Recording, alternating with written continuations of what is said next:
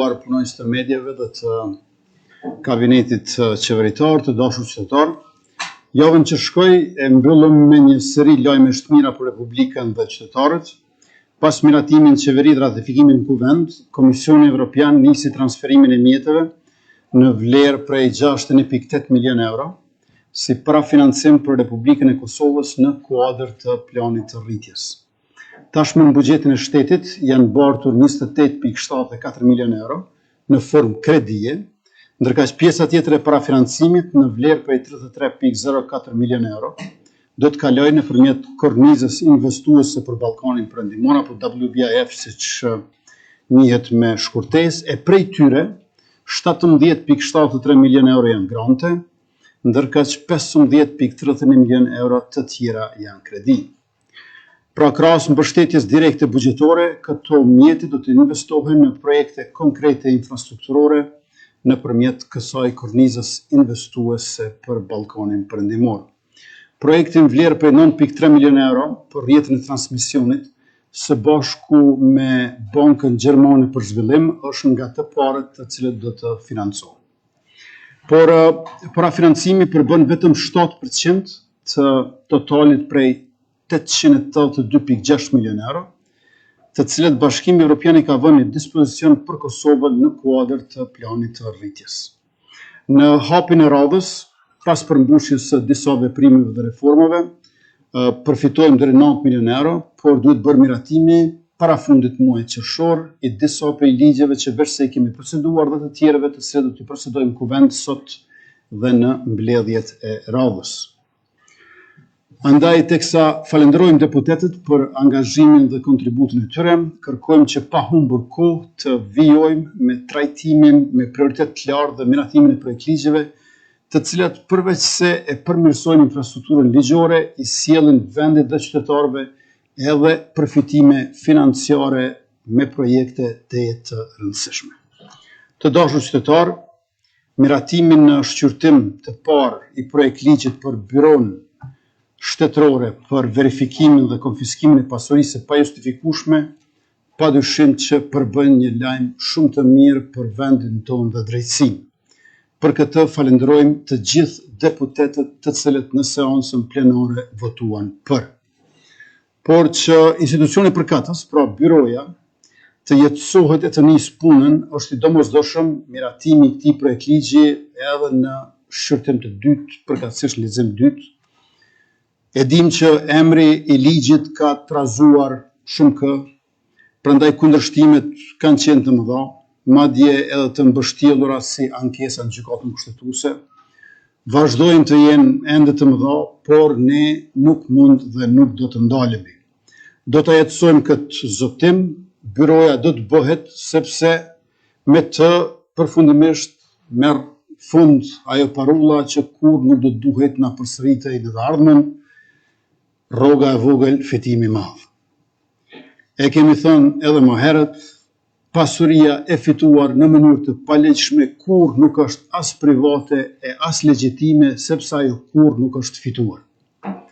Të dashur qytetar, me vendosmëri, angazhim, përkushtim e sakrificë në qeverisjen tonë edhe në këto ditë të mandatit të tretë kemi shpartalluar bandat kriminale paraushtarake që shërbenin si struktura paralele ilegale të Serbisë në veri të vendit tonë, Republikës së Kosovës. Kemi shtrirë sovranitetin dhe kemi vendosur rende ligj përkundër skepticizmave e mosbesimit. Fatkeqësisht fqinji ynë verior nuk është tërhequr nga përpjekjet destabilizuese, por fatmirësisht prania vigjilente e shtetit në çdo cep të Republikës po sjell rezultate në betejën ndaj çrënjosjes së të gjitha celulave terroriste dhe të armatimeve të tyre. Në këtë kontekst, përshëndesim aksionet e institucioneve tona përkatëse të sigurisë, të cilët gjetën dhe konfiskuan sasi të konsiderueshme armatime e municioni në lokacione të ndryshme në veri të Republikës. Gjithashtu, mirëpresim arrestimin e Stefan Radulović, i lidhur me sulmin terrorist paramilitar në Banjës të Zveçanit në shtator të vitit 2023, që kishte për qëllim aneksimin e veriut vendit tonë dhe ku u vra rreshteri i policisë së Kosovës, heroi Afrim Bunjaku. Ky është një hap përpara, drejtësia bëhet e plot vetëm kur bashkëpunëtori i Radulović, kryeterroristi Milan Radojčić dhe grupi i tij në tërësi vihen para drejtësisë në Republikën e Kosovës, ku do të kenë gjykim të drejtë e ferm. Se luftimi i krimit organizuar është i pakompromis dhe shtrihet anë e kënd, dëshmojnë edhe aksionet e suksesshme antidrogë në Pejë dhe ato antibigjoz në disa qytete të vendit tonë. Të nderuar anëtar të kabinetit qeveritar, të dashur qytetar, kemi hyrë në pjesën e fundit të muajit prill dhe para vetes, siç e dimë të gjithë, kemi një afat kushtetues i cili po afron. Shkuara në zgjedhjet parakohshme parlamentare, unë besoj që nuk është opsion. Zgjedhja e presidentit është detyrë kushtetuese e të zgjedhurve të popullit. Kjo kërkon vullnet për zgjidhje, gatishmëri për kompromis dhe vendime jo të lehta. Ne e dimë që nuk ka parti që mund të pretendoj se i fiton 80 e më shumë deputet. Andaj duhet të pranohet rezultati i zgjedhjeve dhe nga ato pozicione të zhvillohen diskutime të sinqerta e të arsyeshme në interesin më të mirë për vendin tonë.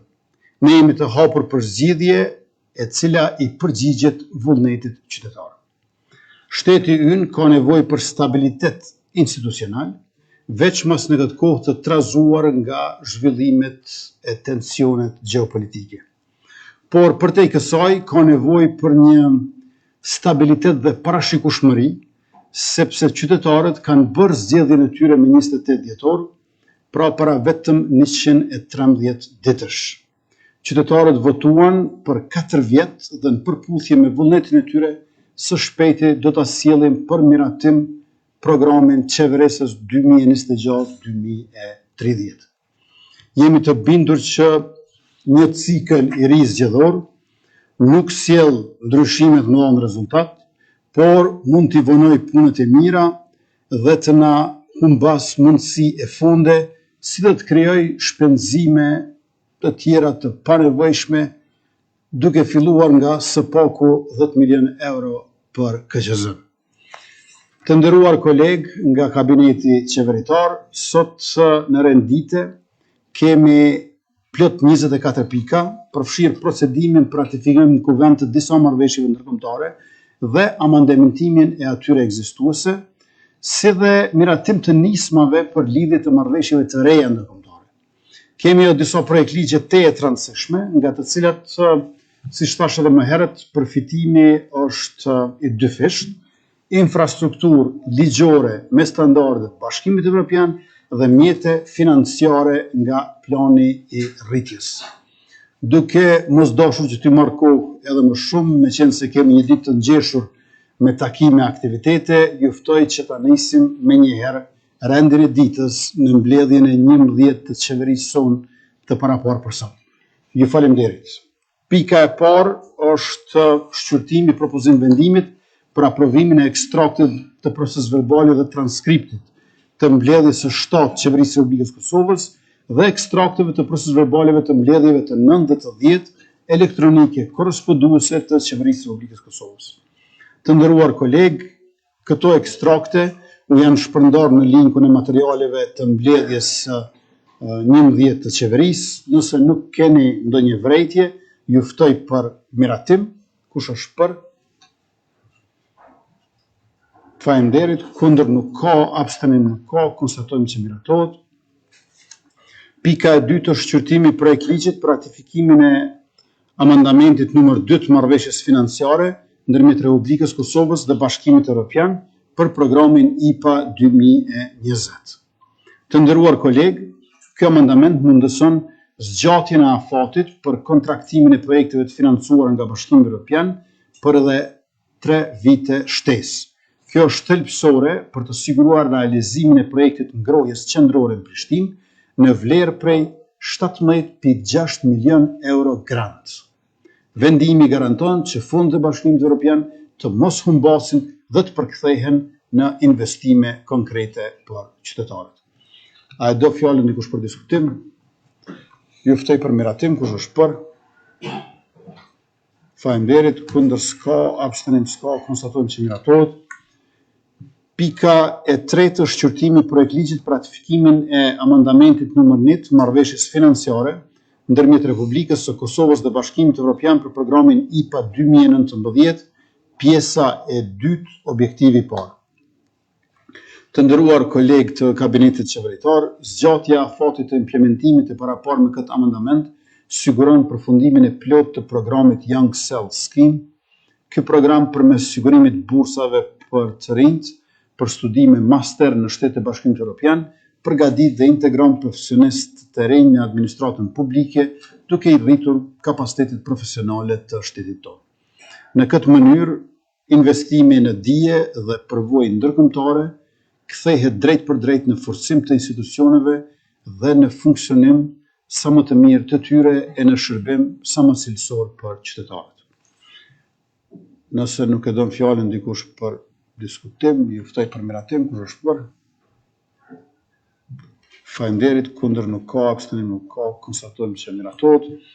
Pika e katërt është shqyrtimi i projekt ligjit për ratifikimin e marrëveshjes për tregti të lirë ndërmjet Republikës Kosovës dhe shteteve të EFTA-s. Ky projekt ligj ka për qëllim ratifikimin e marrëveshjes për tregti të lirë ndërmjet Republikës së Kosovës dhe shteteve të EFTA-s, Islanda, Liechtensteini, Norvegjia dhe Zvicra. Objektivat kryesore të marrëveshjes janë liberalizimi progresiv i tregtisë së malrave, liberalizimi i tregtisë së shërbimeve, rritja e investimeve, forcimi i mbrojtjes së pronësisë intelektuale, eliminimi i barrierave teknike dhe sanitare, si dhe promovimi i konkurrencës së drejtë. Ratifikimi i kësaj marrëveshje është në përputhje me prioritetet strategjike të Republikës Kosovës për integrim ekonomik, diversifikim të tregjeve të eksportit, rritje të investimeve të huaja dhe zhvillim të qëndrueshëm ekonomik. Për më shumë, e ftojmë Ministrin e Industrisë, Përmarrësisë, Tregtisë dhe Inovacionit, zonjën Mimoza Kusari